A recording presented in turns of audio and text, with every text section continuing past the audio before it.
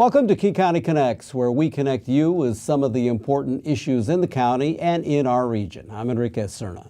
The number of felony domestic violence cases prosecuted in King County is up about 20% this year. Prosecutors credit the Domestic Violence Unit in the Sheriff's Office. This specialized unit was just reinstated after being cut from the budget in 2009. We're talking today with King County Sheriff John Urquhart and Detective Robin Ostrom with the Domestic Violence Unit about the work that's being done there. Thank you both for being here. We appreciate it very much. Thank you. The argument that you made to get this reinstated, why did you do that, and how much of an argument did you have to make?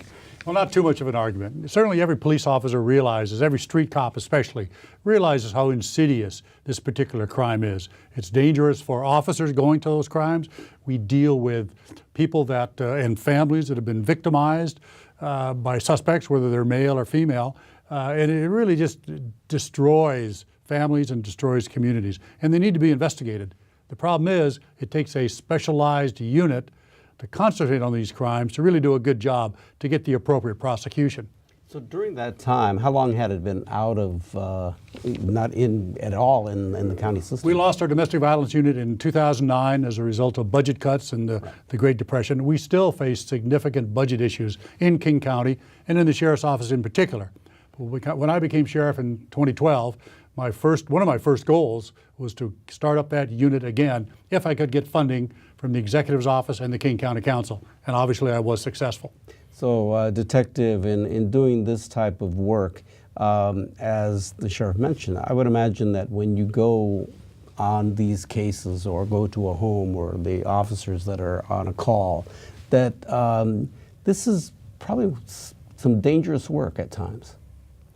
It is. Obviously, when you're talking about people that have an intimate connection with one another, they know what pushes each other's buttons, emotions are running high, and it's not unusual that when we arrive on the scene and realize a crime has been committed, when we go to make an arrest of the suspect, the victim will oftentimes get very upset that we are making that arrest. And there's been many officers across the nation who have been assaulted and severely injured on domestic violence calls because of that sort of scenario playing itself out. Walk me through the process, I guess. Don't you work with other officers and training them and how to handle these situations? Yes, the Sheriff's Office has what's called a post-plea academy. So after our officers go through their state academy training, they come back to our advanced training unit and they have several more weeks of training specific to how the Sheriff's Office handles certain types of calls and investigations. One of that is our domestic violence response. So they spend an 8-hour day with me, and we go very in-depth into talking about issues and dynamics of domestic violence, and then more specifically into how we here at the Sheriff's Office respond and investigate domestic violence calls. What do you want your officers to do? What do you tell them in these types of situations? Well, the first thing I want them to do is do a thorough and complete investigation. On the face of this, oftentimes, this is nothing more than a fourth-degree assault, a simple assault. There may be very, very minor injuries, if any injuries at all. But the officer typically, without asking the right question, doesn't know what's been going on, perhaps for years, in that relationship. He needs to find out. He or she needs to find out, and they need to photograph, they need to collect evidence, they need to do everything that they would do in a felony crime that they don't typically do in a misdemeanor crime. Oftentimes these end up being felonies once the domestic violence unit gets involved and can really drill down, can look at the entire situation, has the time to do the really thorough, specialized follow-up that wasn't occurring when we didn't have this unit. So what would be a fourth-degree assault then? Typically what we see with a fourth-degree assault is pushing, shoving, somebody gets slapped, a punch that doesn't cause extreme injury. If you now have a broken tooth or a broken jaw because of that punch, then you're going to move into a more felony level assault. But a punch that just leaves redness and swelling is going to be what we think of as a fourth-degree assault.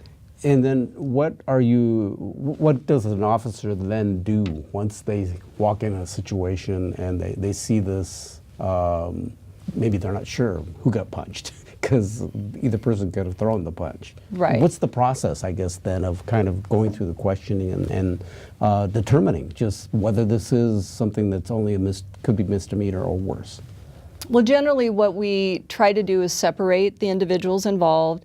That way they hopefully have the time and space without somebody else interjecting into what they're saying or maybe giving them the mean look to not talk, and hopefully get as much truth out of it as we can. We separate them and talk to them individually, and somewhere in that try to get the stories from both parties, and along with any evidence that we're seeing, whether that be obvious signs of injury, broken furniture, that sort of thing.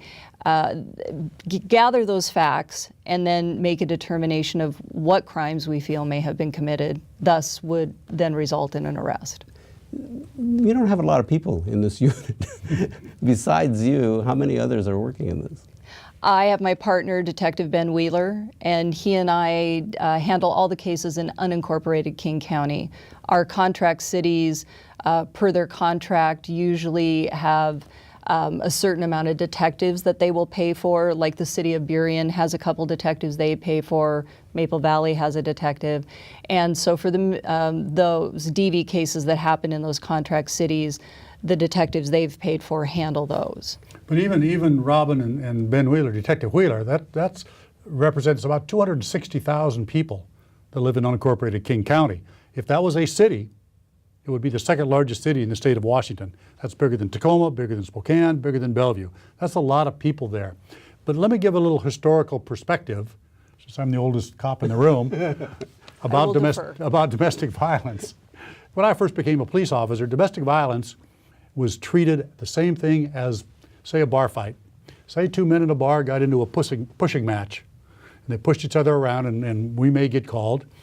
And if one of them wanted to prosecute the other, we would arrest the suspect, the guy that did the main pushing. And that was the same with domestic violence. Mm-hmm. Despite what was happening in that relationship, despite all the dynamics, the factors, the kids that goes on, we would only arrest the suspect if the other person, typically the woman, is willing to prosecute. But for a whole bunch of different reasons, like Robin talked about, including intimidation, the monetary aspect of this, oftentimes the male is the main breadwinner, not always, but so oftentimes. And she didn't want to lose her husband, didn't want him to go to jail. So 30 years ago, the legislature changed the law. And they said they made domestic violence a mandatory arrest. In other words, if we go to a crime, we determine there's a primary aggressor, and there are injuries or complaints of injuries, we are required to arrest. Now think about that. That's the only crime in the state of Washington where we are required to make an arrest. Not required on a rape or a homicide or a non-domestic violence crime, just that. And it shows how important these crimes are and how seriously not only the police but the legislature takes them as well. But then you also had this gap then for a while because of no funding. So absolutely right. So those cracks? cases went to a generalized detective that's working on car prowls and burglaries and vandalisms and shoplifts. So they didn't have the time to really put the effort in and the backup investigation to get a successful prosecution oftentimes, especially if you had a victim that was less than cooperative for the reasons I mentioned. Doing this type of work, I guess, what does it mean to you? Because I would imagine this is very stressful. It's got to be psychologically tough too. I guess I don't perceive it that way. I put myself more in the shoes of what is this victim going through? And if somebody isn't willing to help her speak for herself, how is her life or her children's lives ever going to change? And so for me, it's really very rewarding. And yes, it can be stressful because you do see victims often, 60 to 70% of all victims recant after we have taken a report, or even after I, as a detective, try to recontact them and talk to them. And you can see the victims vacillating between, I want help, to, oh my gosh, I can't do this is too scary, and for a variety of reasons that play into it. But at the end of the day, those victims that you are able to help themselves out of that dynamic by moving forward with prosecution, helping them do safety planning, and those sort of things, it's immensely rewarding to see somebody regain that control in their life. So we're having some success here as far as the number of prosecutions. You're seeing that, bringing back this unit, you're making a difference. But it's still not very many people. How can you expand it, or is there any opportunity to do that, considering the budget issues? There are budget issues. We fight with that all the time, and it's a question of priorities. Clearly, this unit was a priority for me when I became sheriff. It continues to be a priority. I would really like, and I'm going to start lobbying to get some of the cities that contract with the sheriff's office for police services on board, so we can get some funding that way to expand the unit. And of course, I'm going to continue to push the King County Council to expand the unit as well. But let me just also say, this is, we're kind of focusing on the felony prosecutions because that's easily measurable. This is not just about sending bad guys to jail.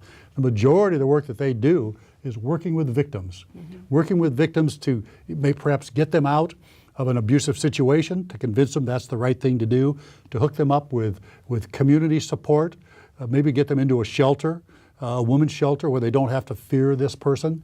There's an awful lot that they do that is way above just making that arrest or getting that prosecution. We just focus on the prosecution. It is easily measurable, but it's in one way it's the least important thing that these two do. You showed me a form that you have here. It's called the Domestic Violence Supplemental Form. How do you use this, and what does it mean in the whole process of what you do?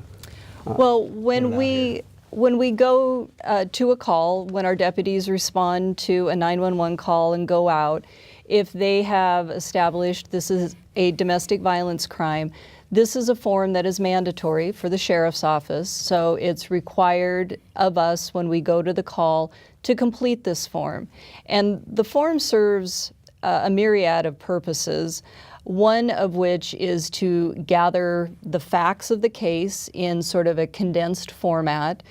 It asks the deputies to go through with the victim and ask in a conversational form with the victim what's been going on. Not just today, but it prompts them to ask, like the sheriff said, ask a few more questions, which is what's been going on over the last several weeks. Have you had domestic violence incidences in the past? If you have, how many? How many have you reported? How many do you think you haven't reported?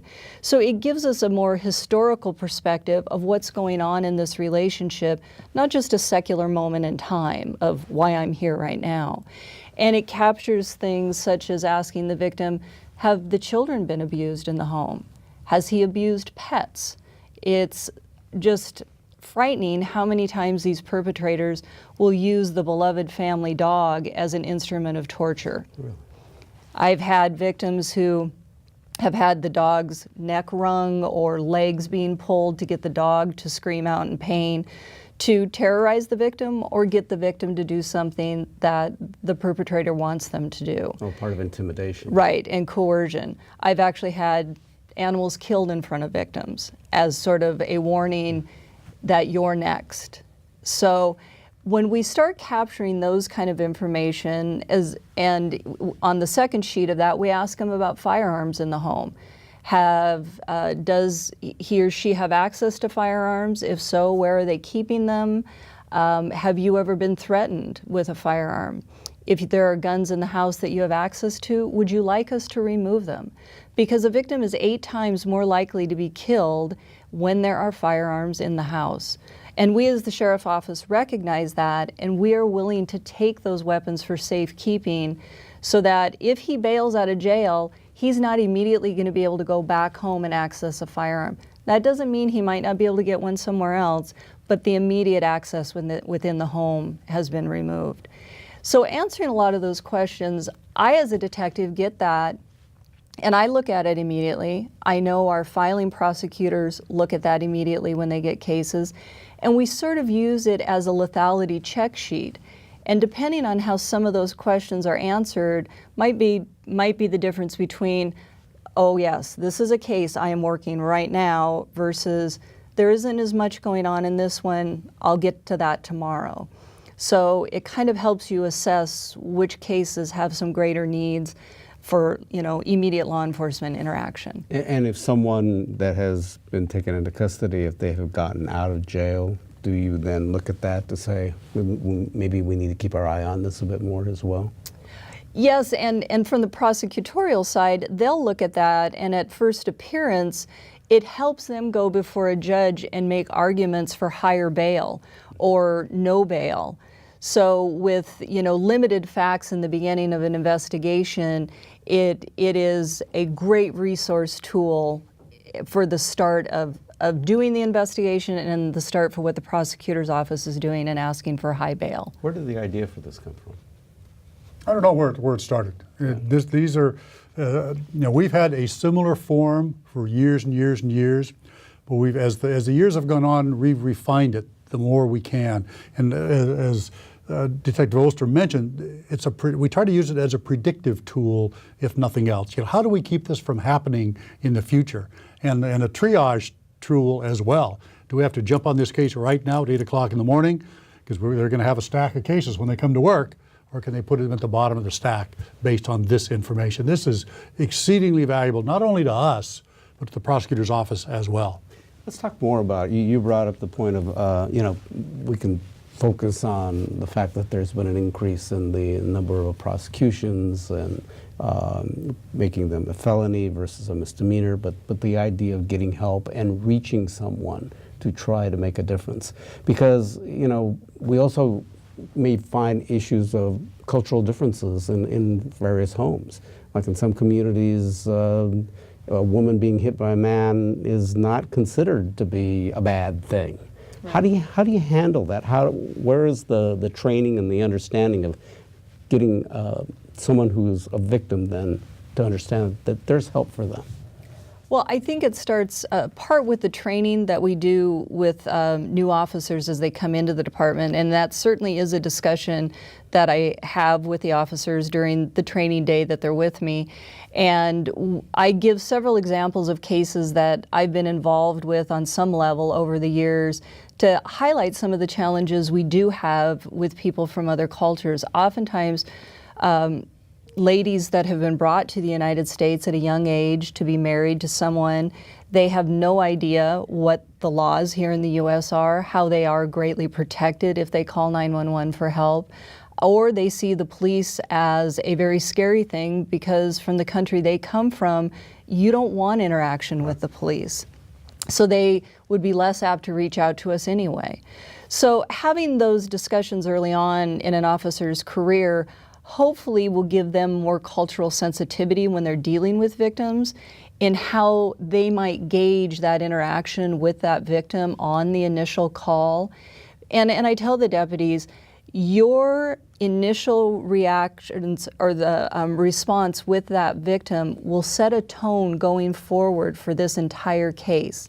And it may mean the difference of her deciding whether or not she can go forward with prosecution or not. I think for many years we didn't look at law enforcement as a service industry like, say, Nordstrom's has perfected, but it really is. We should be looking for ways to serve the victims and just the community in general that we come in contact with. And if that means having more cultural awareness and dealing with different people to kind of structure our response, I think it gives us great inroads to what happens going forward. Well, and the way things have changed now too, in your jobs as officers, you have to deal with social issues. You're almost, you're like an MSW in some cases, a social worker. You may not have Many a master's, hats. but yeah, you have to take that on. And that's been Exactly, a changing. and that's the huge change that's occurred in police work over the last 10 or 20 years. I like to say that we used to call the men in the white coats to help with people. Now we are the men in the white coats. We have to deal with that. And in the past, even on domestic violence cases, we just turn and walk away. We don't do that anymore. By law, we can't, but we've also changed the mindset of our officers by training, by changing the culture, by hiring different types of people that are more than willing to get involved at the street level. You know, we're talking about this unit and what a great job these two detectives do. underfunded, overworked, but they do a fantastic job. But the real heroes, I think, and where it's most important is the cop on the street, the one that makes that first initial call that really sets the tone going forward, that gets that initial information that we're never going to get again if it's not taken right there. The evidence, the talking to the people, reassuring them, making the path for Robin and Ben so much easier when they get there, when they get the report the next day, when they have to do that follow-up, to get that victim the services that they need. That's what's really critical. And I imagine from the time that you first joined the force, just a few years ago, Couple. that change in mentality of having an officer be a bit nosy, or just also be willing to be a bit more, take a little time here to understand what's going on. Is that something that you really emphasize for them to do? Yes, and my partner said it beautifully the other day. He said, sometimes the difference is that you ask 2 more questions. It really can become that simple. And you know, I give an example of going to a DV where we got called because the woman said she'd been punched by her husband. I was so focused on tell me about what happened today that I forgot to ask, so what started this today? And luckily that DV supplemental form was there, and when I got down to has there ever been abuse of children in the house is when she just fell apart. And the reason they were arguing is because he had beat their son the night before with an electrical cord and just whipped him repeatedly across his back. So, you know, it's the difference of what we do and how we interact with people on these calls. Do you still have cases that you remember that from your days out? Oh yes, oh yes. 2 things. First of all, I don't think there's a police officer out there that spent any time on the street, hasn't walked away from a domestic violence call after they've made an arrest or whatever, they're done with the case, and they've thought to themselves, you know, that guy's going to kill her someday. They just know. You know, there's nothing that they can necessarily do about it. But just, don't you agree? You just know that. And then I speak all over the county, and I have for years. And every now and again, somebody will ask me, what sticks out in your mind in your career? What case do you remember most? And you know, I finally had to think about it a long time. And finally, I figured out there isn't one particular case that I remember. Frankly, there just isn't. But I remember the feeling that I had so many times when I'm in bed at home at the end of a day, or am I driving back home at the end of the day, thinking, you know, I really feel good that woman, or that man, or that family is safe because I put that person in jail. So at least for that night, I can't predict what's going to happen in the future, but for that night, that person is safe. And that's a tremendous feeling. What would you tell women, or whomever might not be a woman, any individual out there that might be in an abusive situation, about what they could do? I think the first thing I would tell them is, whether you believe it or not, there are a lot of dedicated people in law enforcement that truly do care about your well-being. And if you are willing to reach out, we will try to do everything we can to help you. Whether that means responding and somebody gets arrested. I mean, I have people call the office that they just have questions, and you can tell there's more there behind their story than they're really giving up at that moment, but they're seeking, they're asking questions, they're looking for help, and that might be the first step that actually gets them to pick up the phone and call 911 the next time it gets out of control. And just let women know, we are here to help, and even if it is just calling the office and asking to speak to a domestic violence detective, we will talk to you on the phone. And if we can provide you some resources that aren't yet to the officers needing to come to your door, but if we can provide you resources with community-based groups, with an advocate at the prosecutor's office, trying to help you find alternative housing, we will do that too. Our help doesn't start just because you called 911 and deputies showed up at your door. We're willing to help long before that, and our unit is actually called the Domestic Violence Intervention Unit. And the intervention part, the education, the helping part is as important to us as us doing the right thing after we show up at your house and have to make a decision at that point. And long term, it could make the difference between really life and death, or even for children to see Yeah. that, you know, an officer there was willing to help, or their parent could get some help. If you have young kids in the house and they grow up in an environment where they see their father beating up their mother on a regular basis, they're going to think that's okay. And we've seen this time after time after time. It becomes normalized in their mind. Exactly. It's normalized. It's the way things happen. This is how you treat women. And they will become abusers as well. And we've seen that and seen that and seen that. Or they'll become victims because they end up getting in relationships with an abusive partner, and because that's how mom was treated, then okay, I guess that's okay. That's the relationship I'm now emulating, and I'm accepting that same abuse myself. That's why domestic violence is so insidious. It crosses generations. And the suspect in a domestic violence crime is more likely to go on to commit a more serious crime, specifically murder, than the suspect in any other crime out there. There have been recent studies that prove that, Yes. I didn't know that. where one was Riverside County Prosecutor's Office and another in California, and the other one was a Treasure Valley, Idaho study, where they went back and they looked at cases where officers had been killed and went and did a research of the criminal history of that perpetrator.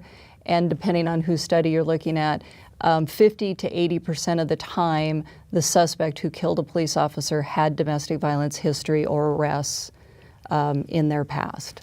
Are other agencies, like sheriff units like King County and other jurisdictions, having the same budget issues where you can only have a couple of people working on these cases? I think every sheriff's office, certainly in the state of Washington, has their budget issues because of the tax structure. Cities less so, but the major cities like Seattle, they have a very good domestic violence unit, bigger than ours. It's the thing to do. You know, we get that. We're not unique from that standpoint. I just think we do a very, very good job of it, and one of the reasons we do a good job is because of Robin and her partner Ben. Police officers, oftentimes they will hone in on a crime that they are really dedicated to, whether it's DUI or drug detectives or special assault or domestic violence. And those are what I'd like. I like those officers that really care about a subject that they can sink their teeth into, that are energized by how important that investigation is. And that's certainly the case what we have with these two detectives. Thank you, Detective. Thank you to your partner. Appreciate Thank it you. very much that you're doing this work. And Sheriff, good job getting the money. Now maybe we'll expand this somewhere down the road here. That's my goal. We appreciate it very much. And thanks for joining us today. Please visit us online at kingcounty.gov, KCTV. I'm Enrique Serna, and we'll see you next time.